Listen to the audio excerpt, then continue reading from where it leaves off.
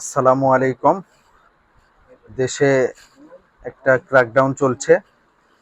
একদিকে বন্যা পরিস্থিতি, অন্যদিকে আনসারদের আন্দোলন।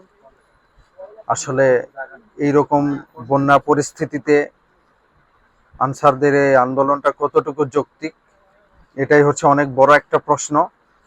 এই প্রশ্নের মধ্যেও গতকালকে আনসাররা অনেক বড় করে একটা সমাবেশ করে আন্দোলন করেছে। পাশাপাশি অন্তর্বর্তীকালীন সরকার প্রধানরা ওনাদের যে যৌক্তিক দাবিগুলো ছিল, যৌক্তিক দাবিগুলো মেনে নিয়েছে এবং সেটি বাস্তবায়ন করার প্রতিশ্রুতি দিয়েছে। তারপরে ওনারা আন্দোলন চালিয়ে গিয়েছে এবং রাতের বেলা ছাত্রদের সঙ্গে সচিবালয় ঘেরাই করে ছাত্রদেরকে আটকে রেখে ছাত্রদের সঙ্গে সংঘর্ষে লিপ্ত হয়েছে এবং ছাত্রদেরকে মারধরও করেছে। বিষয়টা খুবই দুঃখজনক। দেশের এই ক্রান্তিকালে এমনিতেই 16 বছর ধরে কেউ কথা বলতে পারে নাই।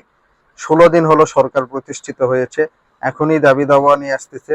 যদিও দাবিগুলো যৌক্তিক, তবে আরো কিছুদিন পরে হইলে আরো বেশি ভালো হতো, কিন্তু সেটি না করে এখনই দাবি দাওয়া নিয়ে যে একটা অরাজক পরিস্থিতি সৃষ্টি করেছে নতুন এই বাংলাদেশে, এটি একদমই কাম্য নয়।